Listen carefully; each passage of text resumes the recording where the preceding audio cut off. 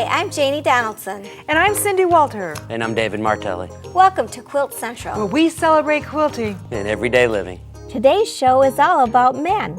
Men quilters, that is. This is Quilt Central. Quilt Central is made possible in part by Jacquard Products, committed to meeting the needs of artists. Janome America. Janome, because you simply love to sew. Fairfield Processing Corporation. We care for your quilts. A1 Quilting Machines. A1. Precision quilting machines. Ulfa, the original rotary cutting system. Sulky of America, makers of decorative threads, stabilizers, books, and iron-on transfer pins.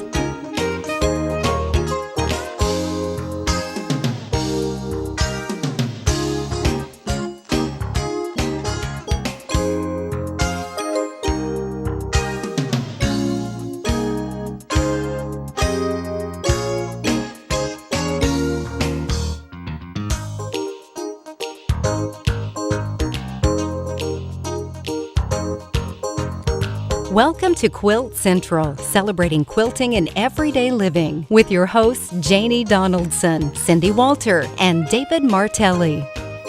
I was so excited to meet our guest today, Tom Russell. Hello. Hi, and welcome. Thank you for asking. I had the honor of judging a large show, The Road to California, earlier this year, and us judges chose one of the quilts as Best First Time Entrant. And it was Tom's. And here's the quilt right here.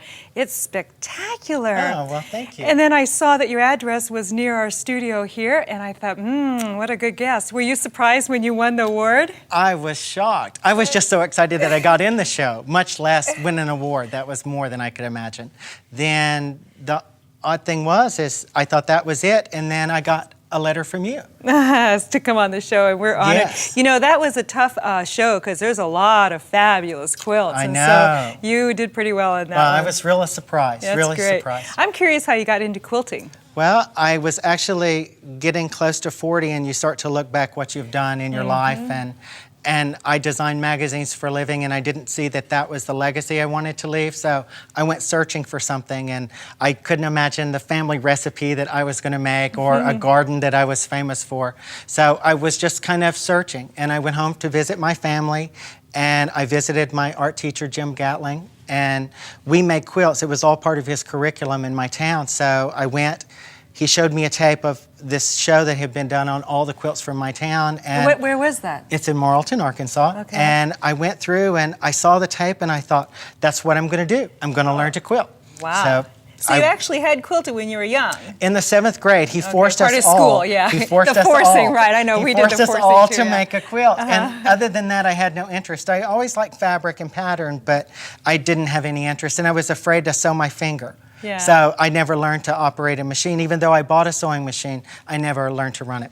So I decided I was going to learn to quilt. I go to a continuing education class, or I go to sign up to learn to quilt, and they told me I couldn't take the class. And I was like, what do you mean I can't take the class? Right. And they said, well, you don't know how to sew, so you can't do it. Right. So I decided that I would take the basic sewing class, which I had to make a vest, and I was praying for anything other than a piece of clothing, an apron, a placemat, that would be it. But I made the vest, took 6 weeks to get through the class, and then I started quilting. Well, I'm actually kind of glad they did that because from a teacher's standpoint, I have a lot of students that haven't sewn before, and then it's hard to learn the whole quilting because you need step one. So good thing they did that. And it was a good thing, and I really appreciate it. I can operate my machine, but a vest is not in my repertoire. Right. Did you finish the vest?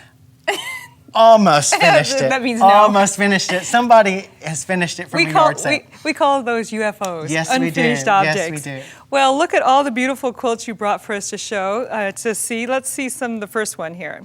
Okay, this quilt was my first applique quilt. I thought that if you were going to learn a craft, you need to learn all aspects of it. I'm very busy, so I decided before I knew anything that I was only going to machine quilt. So I thought, well, that would be stupid because you've got to learn to applique. So the class was a sunbonnet, Sue and Sam, and I didn't like either one of them. So I decided I'd make this quilt for my niece. So I decided also, too, that I'd like my quilts to have elements to them that were different. that it wasn't just laying there. So I decided to create the whole quilt, and I added all the yo-yos and buttons and embellishments before I ever quilted it. That was my first big lesson. Yes, right. Never add embellishments before you quilt a piece. Definitely. Because getting your sewing machine next to the elements is really hard. That goes even for like if you're couching on yarns or anything, always do that at the very end. Exactly, after and you have a quilted it. lot. It's a much better issue with blocking your quilt and everything. Well, was this your first quilt? This is my first applique quilt. What was your first pieced one? My first pieced one was a flannel quilt. And how long did it take you? Oh goodness! Actually, it took 3 or 4 years because it only finished it. I did a lot of these other ones, and I never was compelled to finish it. I'm so thankful you didn't say a week or a couple days. That's great. I'm very driven to do things, but not that one. I just felt after a while you got to finish the first one. I agree. Well, actually, I just gave away about 17 UFOs because I learned things in them and I wanted to go on. Right, and that's actually what these quilts relate to, is learning things. I create small quilts to learn techniques. And what these different quilts were is, after I had learned to quilt, I joined a quilt guild, which is hugely important if you're new to quilting, because you get exposed to a lot of different varieties and a lot of different techniques, and you get to take classes because guilds bring in teachers, etc. Plus it's a fellowship. That's part of quilting, I agree. And then these 3 quilts were based on fabric packets that came together. A woman in the guild had died, and her husband donated the fabric to the guild. They made packets, created challenges, and for each of these quilts, I created a different project based strictly on that. And the more that I got involved, the more that I really thought from the yo-yos that I really liked adding things to the top of my quilts. Right. So I've gotten kind of known for that. And you had said that this one here, what you learned in here, took you to the spectacular quilt that won That the is big exactly ribbon. how So I that's started. Great. Well, that's a good tip, to use small quilts to learning as a learning tool. And I see in here too these beautiful colors. So you just did a lot of small quilts like the ones hanging right behind you. It's also up here. great for learning techniques. Like learning to quilt, it's much easier to learn how to handle something small and get all your basic skills down before you go to something larger. Yeah, especially even machine quilting and everything if you're doing using a small machine. Exactly. Boy, that's absolutely beautiful. Thank you. And this one, I think this one actually matches me too. I Gotta make agree. sure it's I in your agree. suitcase. Okay, and this one is beautiful. I love your this colors. one was, thank you. This one was actually, it looks a lot like applique, but it's a cheater. Ah. I got this fabric. A friend of mine has a quilt store, and she said that people just couldn't figure out what to do with a panel. So I decided that I would take the panel and show that you could take something as simple as it is. It's a nice bold one. Just rearrange it a little bit and make it something. And I just love beads, so I got to play a lot. This was my first free motion thread work. Show us your tips on beading. Yeah, what I normally do when I bead is I don't follow everybody's rule and use a silamide or a Nymo thread. I prefer hand quilting thread. It's good, it's strong. Also too, a lot of my buttons are translucent or rainbow, and your thread color will affect the color of your bead. I do the same thing. I like that. I think it's a much stronger thread. I do too, and my beading isn't meant for wearing. I mean, it's like, so I don't have the same issues of washing machines and that kind of stuff as I deal with it. So when I normally bead, beading is all based on some of the same principles that hand quilting is. So what I like to do is when you start to bead, let's just start out here, is you need to bury your knot the same way that you would in hand quilting. Find out where you're going to make the bead go. And if you pop that knot through the batting, it secures it there. Exactly. So all I do is just give it a gentle tug, and then I take a back stitch to secure the knot, and I lasso the needle. Whoops. It's the one thing about a lot of beads. I just lasso the needle, and then I take the bead, run it straight through, and when you bead, you always just do everything in back stitches, and then you travel on, between the layers. My stitching is a little And tight. then knot out. And then knot out. Well, thank you so much for being our guest. I was very excited when I saw that you so were able honored. to come. Yes. And I want to see some of the other quilts you brought before you leave today, too. Thank you. Now, let's meet Janie's guest. Today we have with us Jerry Knaus, welder extraordinaire. Welcome, Hi, Jerry. How you doing? Welder extraordinary, you got him. This is me. We wanted to know just exactly how we get welders in quilting. We very seldom see guys in quilting in the first place, but how is it that those two come in combination? what happened is my wife, I seen her struggling doing the safety pin, the stretching on the floor when Jerry couldn't come in the kitchen door because it would be raining and she'd have quilts there. All over the floor. And then she would make these nice quilt tops, and then she would straight stitch these things, stitch in the ditch, as I learned. And I went, this is not fair. Nancy never complained about Jerry's tools, and so I went to the shop and I built her a framework to use her domestic sewing machine in motion. Okay. We were the first to come out with a sewing machine, And that was domestic. like 12 or 13 years ago. Long Yes, time. still have the original frame. Worked pretty good. Worked pretty good. Did a lot of quilts with it. Extremely small sewing machine she used, and we just been graduating up. So over the years, you've made quite a few frames. Yeah, quite a few. Quite a few. I make a frame out of metal. You have on the market today, you have plastic, wood, and metal. Most of your professional quilting frames, your longer type long arm frames, are metal frames. They're a little heavier duty. They're heavier duty because they are metal. If you were going to give us some tips, you would say the metal ones are a little bit better than the plastic ones. I would have a tendency to say that because you have the metal frame could be freestanding, where your acrylic frames have a tendency to have to be on a table. So either way, but this is better to do metal. And then what other tip would you give us? On your home quilting frames, I always tell people to look for the continuous track. The tracks that are split, that have to be put together in some form, and the poles that have to be put together in some form. They'll have a little bump in them. They have a weak joint. At the poles, they have a weak joint. At the track, they'll have a bump. Oh yeah, or a glitch. You could have the best machine in the world, but when Yes. you are quilting, if you hit a bump or a joint, or the wheels aren't right, then it doesn't make any difference. It doesn't seem to be a big thing if you have a split in the track and you roll over the split one time and it just a little bump one time, it's not a big deal. But you don't roll over it once and then advance your quilt and come back and roll over it again.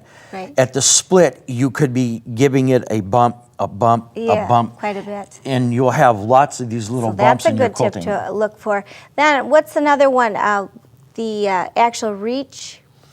On the reach of your sewing machines, all sewing machines, your domestic sewing machines have a very small reach. We call those short arms. Then we went to the mid arm.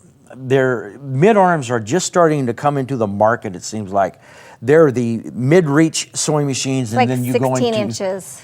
16 to say 18 Okay. inches are your mid, and then it goes into your long arms. Yes. And so the reach, the more reach, the less you have to roll your quilt. But the more reach, normally the more expense. And sometimes if we see two rollers in the throat, which takes up some of your space too, doesn't it? Yes, this particular frame we're standing at is a 3-roll system.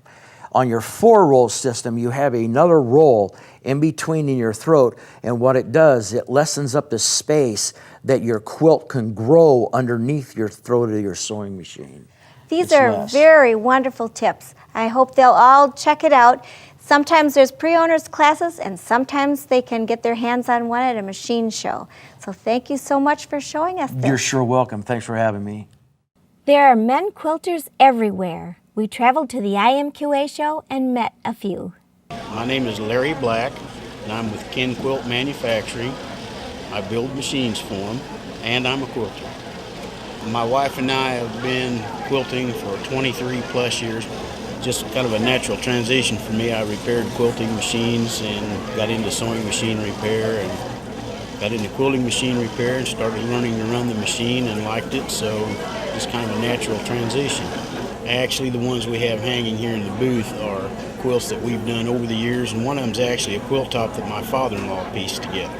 He was a quilter also. I do a lot of freehand, free motion work that I've taught myself over the years and took some classes and just try to learn the techniques and practice. And everybody asks me, they say, you build these things all day, you go home and use one half the night. Yes, it's relaxation for me. My name is Mike McBride. I've been quilting for about 2 years.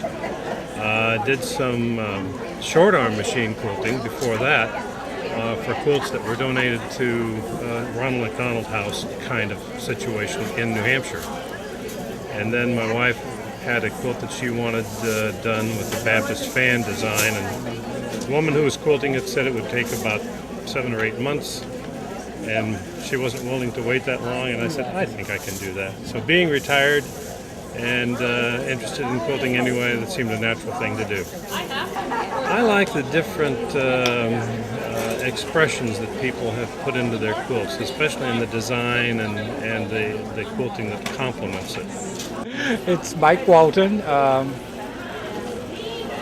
I guess I have my own shop. I have a quilting shop in Houston, Texas, and I work for IMQA selling their machines, servicing them, as well as doing my own quilting. So I've always been kind of artsy craftsy. I do a lot of needlepoint, counter cross stitch, that kind of stuff. I build model cars, I restore old cars. So it's always been some kind of craft project around. And I just love quilting. I mean, each one is a challenge. And just working for other people. I mean, finishing the quilts for them, where they've already gone ahead and pieced it. Each quilt has something it's trying to say, this is what I need to have quilted. And a lot of times they just leave it up to me. They don't even come in telling me what they want quilted. And so far, everyone has loved what I've done. So it's working out. And this long arm thing is just booming. I mean, it's just growing, leaps and bounds. It's a lot of fun. Email question of the day comes from Mary Ann Keene in Dover, Delaware. Ow, my shoulder aches with pain. Please help. Ergonomics is very important, Mary, and you're not a pain. And this is how we can help. Remember, Mary, it's all about the tools. Now let's remember, ergonomics prevents aches and pains. But what's the true meaning of ergonomic? Well, the true meaning of ergonomics means natural. If you were to see me set my hand naturally flat on this table in a natural position, you can see my arms extended out right. Now watch as I pick up the rotary cutter, watch what happens. It stays in a natural position. So ergonomics is very important. So remember, again, it's all about the tools.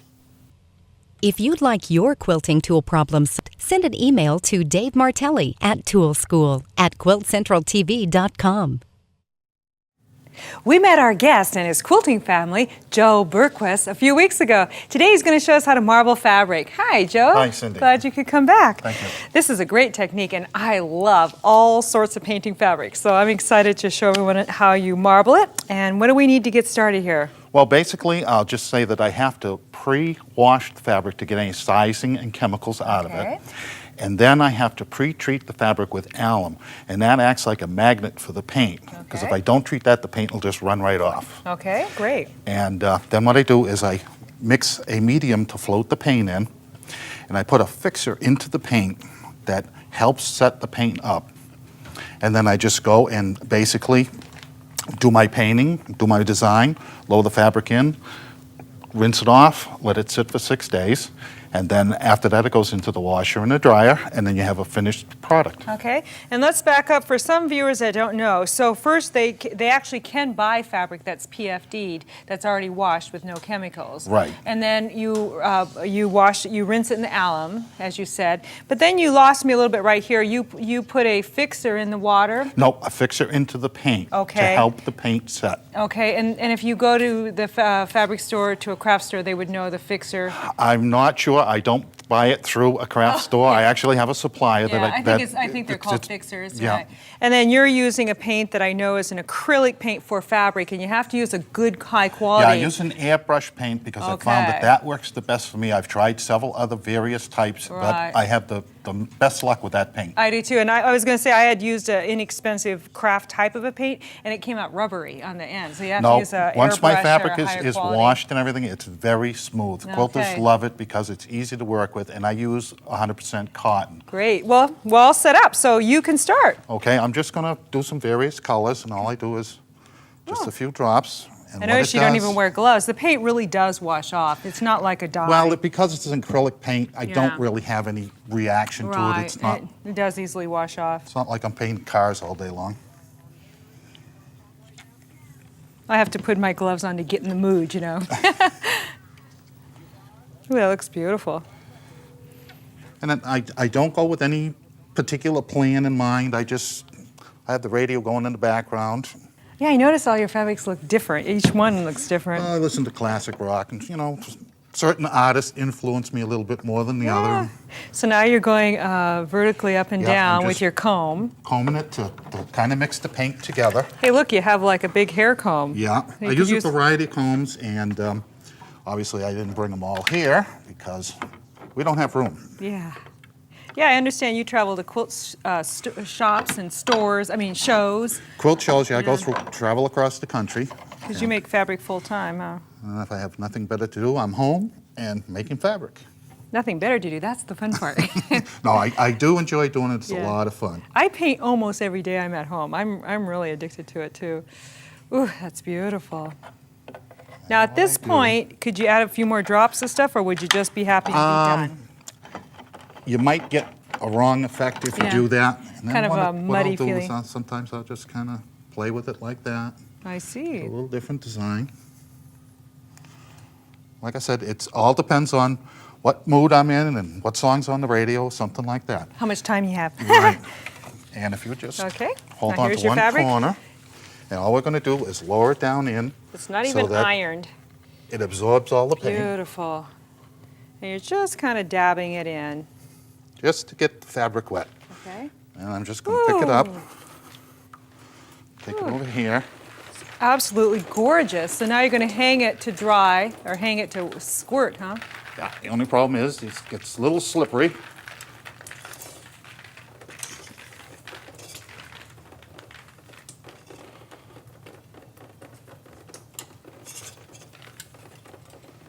Now when you're going to be squirting it, what are you actually going to be washing off? Just the medium that I float the paint in. Okay, the Just- floater. Just a Okay. gentle mist of water.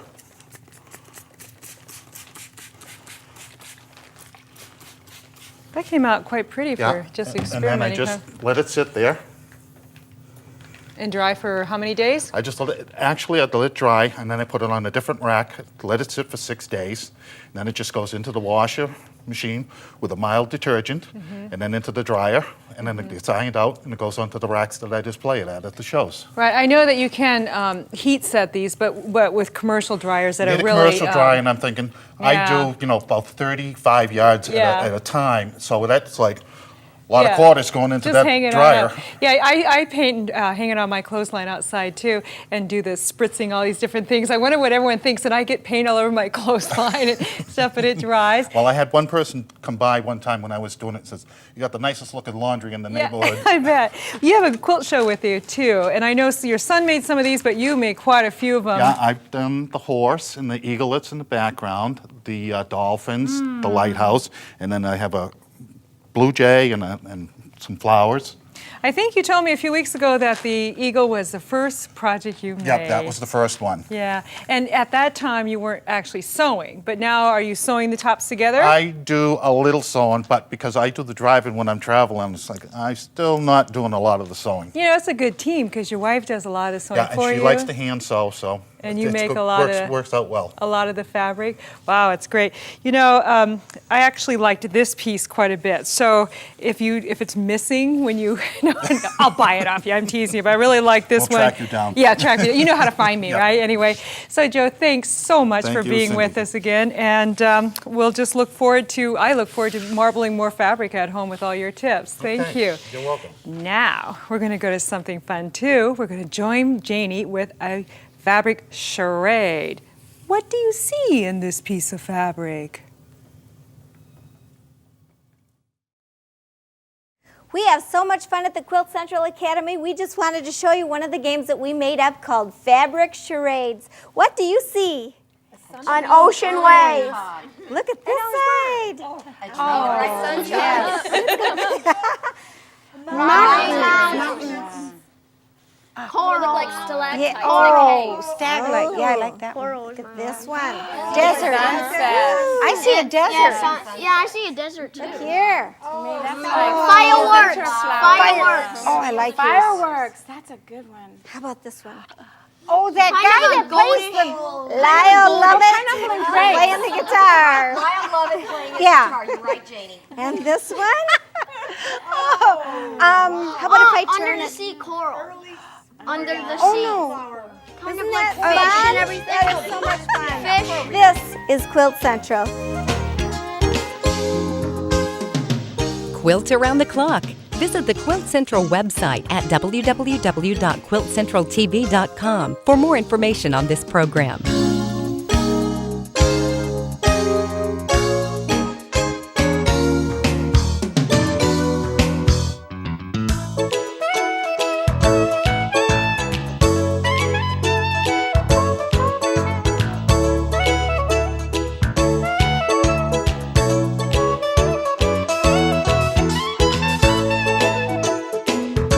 Quilt Central is made possible in part by Jacquard Products, committed to meeting the needs of artists. Janie America, Janie, because you simply love to sew. Fairfield Processing Corporation, we care for your quilts. A1 Quilting Machines, A1, precision quilting machines.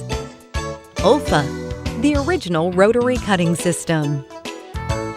Sulky of America, makers of decorative threads, stabilizers, books, and iron-on transfer pins.